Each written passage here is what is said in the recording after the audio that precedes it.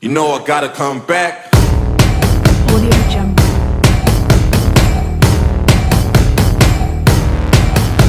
Back, back, back, Audio Jungle. back, back.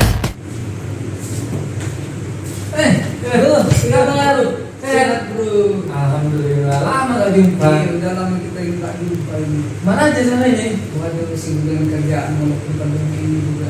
Oh iya, nggak apa-apa. Sama, emang lagi pandemi Iya. ya. Kita minum dulu ya. Yuk silakan. Mas bro, saya lihat berita kebakaran setiap hari. Apa sih penyebab kebakaran itu ya? Waduh. Beritanya nih, kebakaran terus. Tiba-tiba mau kebakaran nih, enak juga nih ya. Iya. Memang sih gini, kebakaran yang kayaknya banyak banget ya dari sekarang ya. Di Jakarta, kota-kota besar, Medan lagi, kota kumuh. Memang kayak gitu, memang kebakaran ini penyebabnya sih banyak ya. Biasanya sih pertama ada 3 tuh biasanya tuh, bro. Iya. Pertama itu karena kita sebagai manusia, misalnya contohnya ya, kita buang rokok sembarangan gitu kan, tuh kita punya ponakan nih, punya anak main kembang api tuh, kadang dibuang sembarangan, yang kadang kita nggak tahu gitu, nggak bisa kontrol, atau kadang kita hidupin kompor nggak sengaja gitu kan, kompor gas itu udah habis itunya, mesin aja nyala, nah itu gimana loh bro, itu pertama tuh biasanya. Terus yang kedua itu bahan-bahan bangunan ini nih. Iya. Bisa tantangan itu dari papan, dari kayu yang udah terbakar tuh sering sih penyebab kebakaran ya. Dan itu sebagai biasanya kita ini harusnya sebagai seorang calon ya, arsitek insya Allah amin. Kita tuh bisa mengantisipasi itu dari segi bahan bangunan apa yang bagus itu. Itu yang kedua. Yang ketiga sih itu faktor alam tuh. Misalnya gini, faktor alam nih. Misalkan ada petir tuh, petir kan bisa nyambar rumah kan.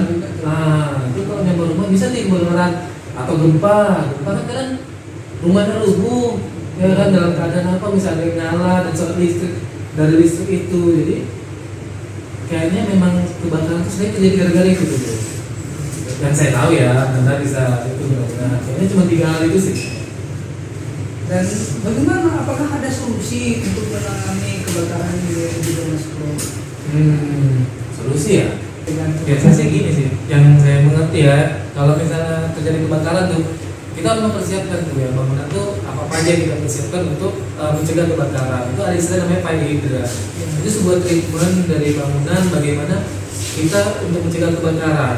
Itulah fire hydrant dari itu. Biasanya sih fire hydrant itu ditempatkan di gedung atau di perumahan, tergantung kita mau letakkan di mana. Seperti itu sih biasanya fire hydrant. Tapi biasanya hidran ini Mas Bro di mana ditempatkan? Soalnya saya lihat juga ada di luar gedung. Jadi gimana sih peletakan fire hydrant ini?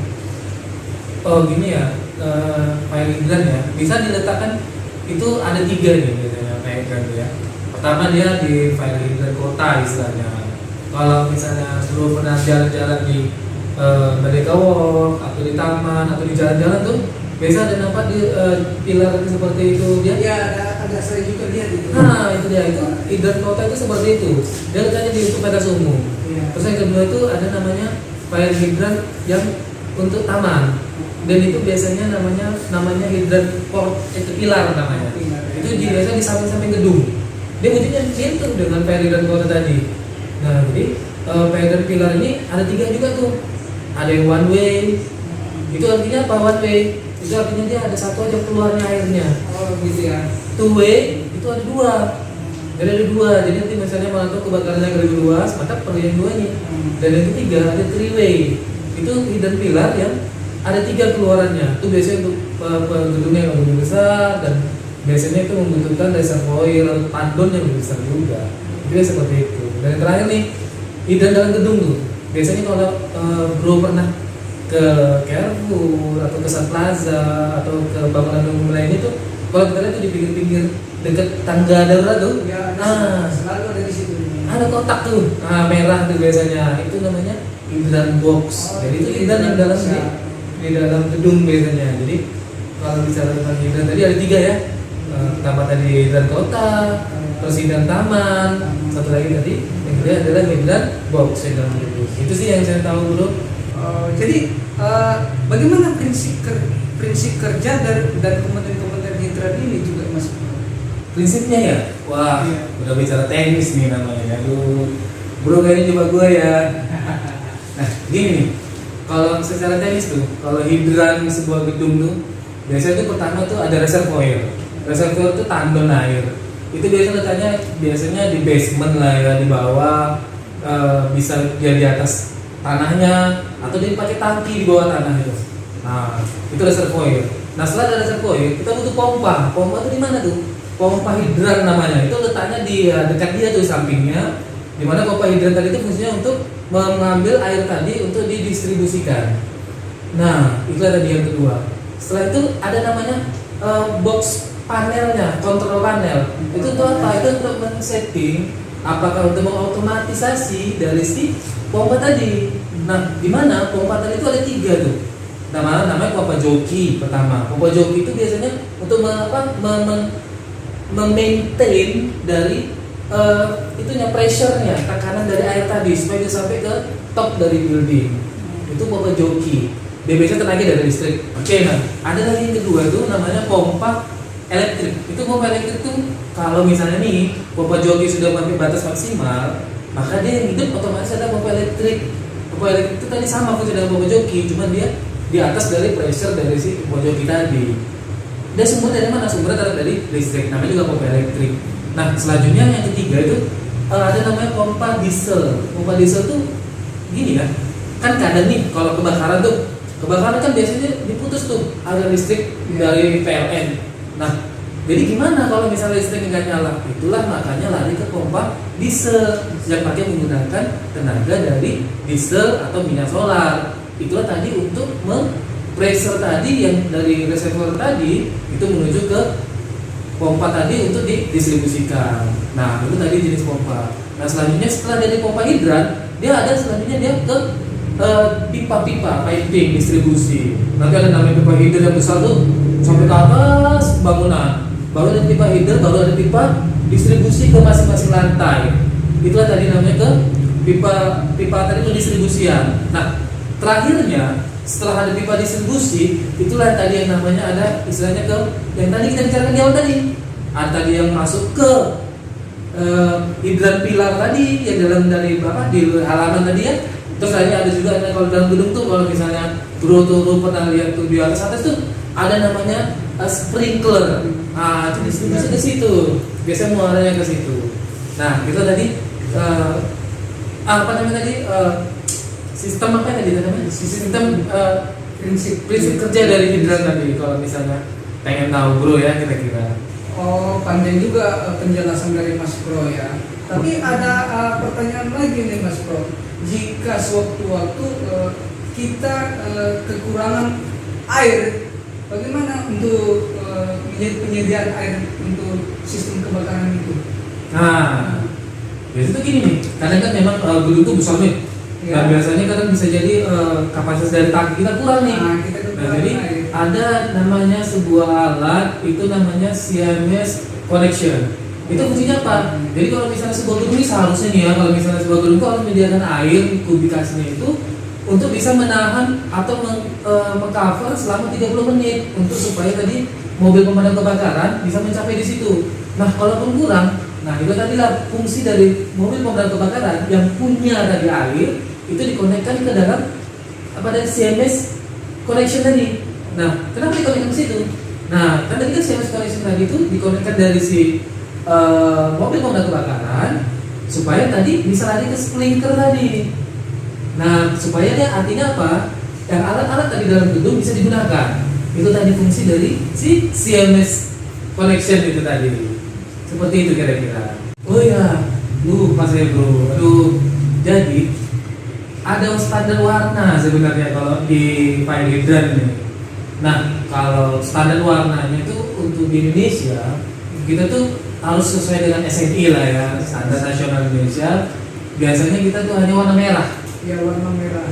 Iya, hanya warna merah. Jadi kalau bro jalan-jalan kemana-mana pun tetap di Indonesia sering warna merah.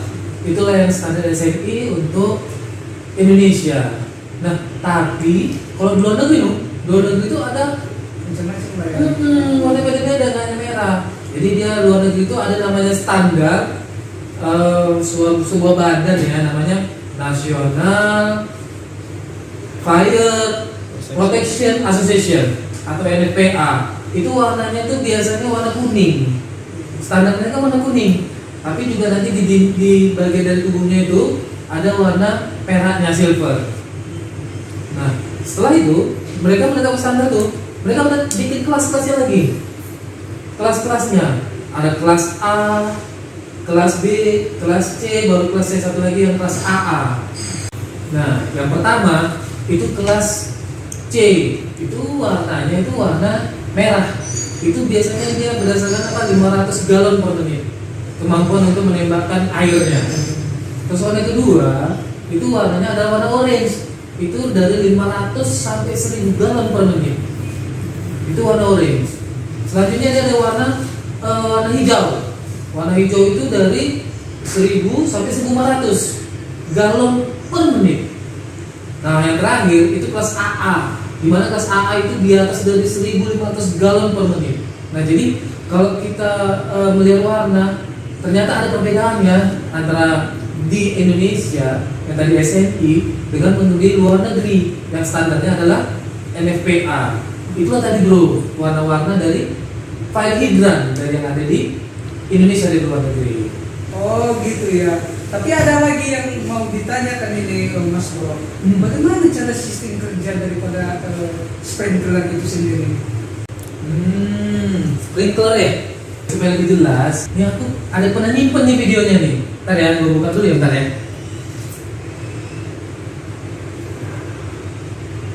Ini ada video dulu. Kita akan membahas tentang cara kerja sprinkler head. Penasaran? Yuk simak. Mitra Pati Geni tahu nggak sih mengenai sistem fire sprinkler? Fire sprinkler merupakan proteksi kebakaran yang dapat memadamkan api tanpa perlu adanya user atau dapat bekerja secara otomatis.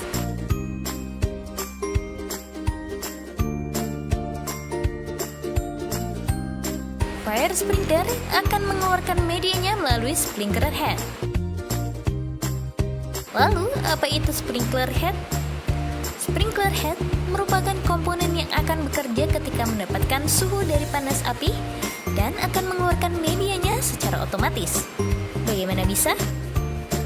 Pada sprinkler head terdapat glass bulb atau bohlam kaca yang di dalamnya berisi raksa atau cairan panas yang sensitif.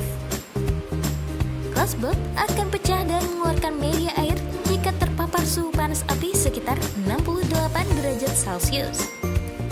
Media air yang keluar pada sprinkler head tersebut berasal dari jaringan pipa yang terhubung langsung dengan bak penampungan air yang telah dirancang di dalam sistem. Mulanya ketika glass bulb pecah, katup kendali pun akan turut terlepas sehingga akan mengaktifkan pressure switch yang menciptakan tekanan dalam jaringan instalasi pipa. Tekanan tersebut kemudian akan merangsang dan mengaktifkan pompa atau saklar aliran air. Ketika pompa air mulai bekerja, air akan terus mengalir menuju titik-titik sprinkler yang akan memancarkan media air tersebut ke berbagai titik sumber kebakaran. Nah, itu dia cara kerja sprinkler head. Nah, itu dia videonya bro. Oh gitu ya cara kerja sistem sprinkler tadi ya. Dan juga ada jenis-jenis daripada sprinkler, ini juga dengan warna-warnanya, dan speknya juga sudah ditentukan di situ. Baik yang di luar negeri maupun yang di Indonesia juga masing-masing ada standar-standar. Seperti di Indonesia ada standar SNI. Bener. Bentar ya. Sebenarnya tinggal bentar aja, nanti masuk bentar ya. Silakan.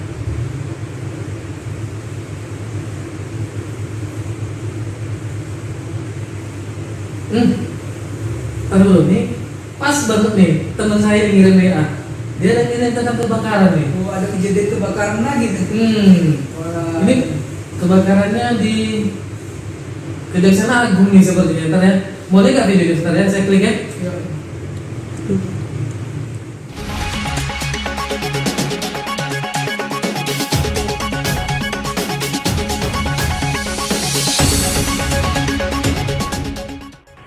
Halo, Anda menyaksikan Breaking News. Masih bersama saya Muhammad Taufik Aziz.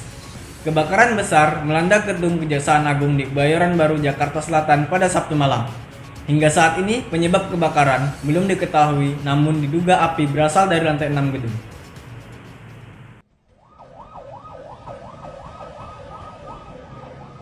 Kobaran api terus membakar gedung Kejaksaan Agung yang berada di Jalan Sultan Hasanuddin, Kebayoran Baru, Jakarta Selatan pada Sabtu malam. Api pertama kali muncul pada sekitar pukul 19 waktu Indonesia Barat. Lebih dari 30 unit mobil pemadam kebakaran dikerahkan. Dan hingga saat ini petugas pemadam masih terus berjibaku menjinakkan api yang berkobar besar. Api terus membesar dan merembet ke hampir seluruh gedung utama Kejaksaan Agung yang terdiri dari 6 lantai. Di gedung ini juga Jaksa Agung dan wakilnya berkantor. Belum diketahui penyebab kebakaran dan jumlah kerugian, namun diduga api berasal dari lantai 6 gedung. Jaksa Agung ST Burhanuddin yang sempat datang ke lokasi menegaskan, Seperti kita ketahui, bencana kebakaran merupakan kejadian yang tidak bisa diprediksi terjadinya. Namun, ada beberapa cara yang bisa dilakukan untuk mengantisipasi agar kebakaran dapat diminimalisir penyebaran kobaran apinya. Sekarang ini kita terhubung dengan reporter kita, Khairul Fahmi, yang berada di lapangan. Saudara Fahmi, bisa mendengar suara saya dari studio? Ya, terima kasih Taufik. Bersama saya Khairul Fahmi. Saat ini saya berada tepat di depan gedung Menara Mandiri yang pusat Kota Medan. Dalam hal ini saya akan memberikan informasi lebih lengkap tentang fire hydrant system yang berada di gedung Menara Mandiri ini. Dalam acara Jalan-Jalan Ilmu. Yuk!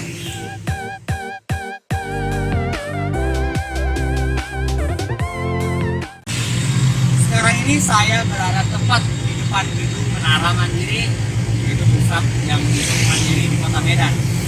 Ya, yang saya temukan di sebelah sini adalah hydrant pilar. Nah, kalau teman-teman lihat, hydrant pilar yang berada di sini itu merupakan hydrant pilar tipe 2-way karena terdapat dua nozzle yang ada untuk menyalurkan airnya. Hydrant pilar ini sendiri mempunyai syarat-syarat untuk peletakannya. Yang pertama adalah syaratnya adalah jarak antara hydrant pilar ke hydrant pilar, yaitu maksimal 36 meter sampai 38 meter. Lalu kenapa sih jaraknya itu mesti 36 sampai 38? Karena selang yang biasanya untuk mendistribusikan air untuk kebakaran itu jaraknya itu 30 meter. Jadi jarak peletakan hydrant pilar ini juga tidak boleh terlalu jauh, jadi minimal 36 sampai 38. Dan bagaimana sih peletakannya jarak dari hydrant pilar ini ke gedung itu sendiri? Syaratnya yang ditetapkan oleh NFPA, hydrant pilar ini harus 5 meter dari bangunan, jadi tidak boleh terlalu jauh. Jika kita lihat, ini hydrant pilar dan di sana adalah gedungnya. Itu tidak boleh jauh dari 5 meter karena untuk memaksimalkan tembakan selang air yang dari selang untuk dibawakan di dalam sini. Nah, di sebelah hydrant pilar dia tidak sendirian. Hydrant pilar selalu mempunyai pasangannya, yaitu hydrant box. Hydrant box sendiri mempunyai juga ukuran-ukurannya yang sudah ditentukan oleh NFPA. Nah, untuk hydrant box yang saya temukan ini merupakan hydrant box outdoor, yaitu merupakan tipe C dengan ukuran ada di bawah sini. Nah, dan hydrant box ini juga ada yang di dalam indoor. Nah, hydrant box sendiri yang di indoor itu mempunyai 3 tipe. Tipe itu ada di sebelah sini. Nah, dan yang ini merupakan hydrant box outdoor. Di dalam hydrant box ini terdapat selang ataupun nozzle-nozzle sebagai fasilitas penyelamatan ketika terjadinya kebakaran. Nah, sekarang ini saya berada di depan rumah hydrant. Ya, pada umumnya sih kayak rumah biasa, tapi rumah ini merupakan inti dari semua sistem fire hydrant system. Kalau kita bisa lihat nanti ke dalamnya, tapi kayaknya kita memang nggak bisa masuk ke dalamnya ya. Tapi di dalamnya ini merupakan semua sistem, karena di dalamnya ada pompa joki, ada pompa diesel, ada pompa elektrik. Jadi semua dari inti fire hydrant system berada di dalam ruangan ini. Nah, untuk ruangannya sendiri, rumah hydra atau rumah pompa ini mempunyai syarat untuk ukurannya. Ukuran yang sudah ditetapkan oleh MFPA yaitu 5x6 dengan syarat tinggi 2,5 meter. Fungsinya sendiri untuk memaksimalkan gerak dari orang yang mengendalikan rumah pompa ini. Jadi, apakah boleh lebih dari 5x6 itu? Ya tentu saja boleh, karena akan memudahkan kembali pergerakan di dalam ruangannya. Jadi, teknisi akan lebih mudah untuk mengendalikan pompa-pompa yang ada di dalam rumah pompa ini. Bisa dilihat di bagian sini terdapat hydrant box yang berisi tentang, ya bisa dibilang semua sistem-sistem penangkal kebakaran. Dan di belakang sini ada daerah resapan reservoir untuk penyimpanan airnya yang sebagai pemasok air untuk semua sistem hydrant yang ada di sini. Jadi, dan di sebelah sini itu ada hydrant pilar. Ini sama seperti yang tadi, hydrant pilar jenis two way. Jadi di sini ada dua nozzle yang sebagai tempat jalur keluarnya air. Di sebelah saya ini terdapat pipa-pipa penyaluran yang untuk menyalurkan air-air ke hydrant pilar. Jadi yang pipa warna merah ini bisa dilihat seperti ini. Ini adalah pipa-pipa distribusi untuk ke semua hydrant pilar ataupun bisa dibilang hydrant box yang berada di dalam ruangan ataupun berada hydrant box yang berada di dalam Seperti yang saya katakan tadi, air yang ditarik dari tandon akan disalurkan ke seluruh sistem hidran melalui pipa-pipa distribusi. Pipa-pipa inilah yang memegang peranan penting untuk memberikan pasokan air ke seluruh fire hydrant system.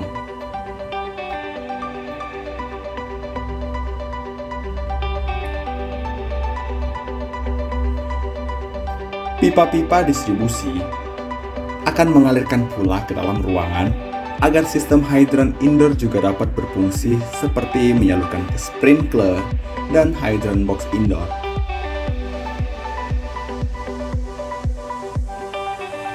Ini adalah CMSC connection. Alat ini akan memberikan pasokan air jika air pada tandon telah habis. Mudah bukan? Nah, kalau begitu, kita akan ketemu di episode selanjutnya. Sekian dari saya, kembali ke studio, Taufik.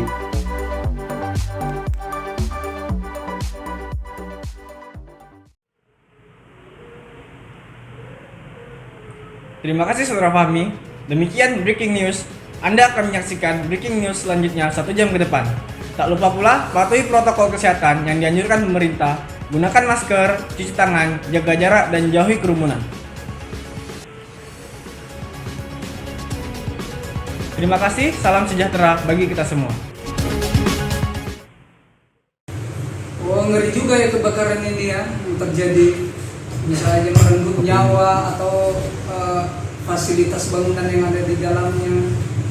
Jadi untuk mencegah terjadinya kebakaran ini perlu juga perencanaan yang lebih baik agar untuk kenyamanan, keamanan juga penghuni. Benar. Dan juga fasilitas yang ada di dalamnya. Jadi perlulah perencanaan untuk pemadam kebakaran seperti fire fighting itu untuk keselamatan bangunannya ya, Mas Bro.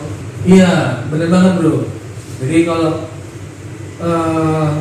yang namanya gedung atau fasilitas umum itu biasanya ya kita upayakan lah treatment untuk kebakaran itu agak lebih ditingkatkan dari dia punya kemampuan untuk menyediakan fasilitas fire hydrant dan cukupnya pasokan air yang tadi fungsinya untuk mengcover selama lebih kurang 30 menit sebelum pemadam kebakaran datang. Terus dia adanya sprinkler tadi itu untuk menggapai ruangan-ruangan di setiap tingkatan-tingkatan dari si gedung tadi. Terus ada tadi yang namanya hidran pilar yang ada di luar gedungnya. Jadi bisa dari dalam dipadamkan air itu kebakarannya dan dari luar juga ada proses pemadaman. Aduh bro, saya perlu lagi nih. Saya nggak bisa lama.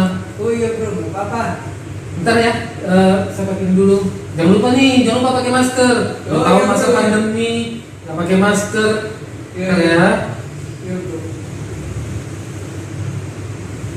Oke, makasih ya bro ya. Nanti kapan-kapan ketemu kotek-kotek aja ya. Iya, iya. Sampai jumpa ya. Yuk. Yuk.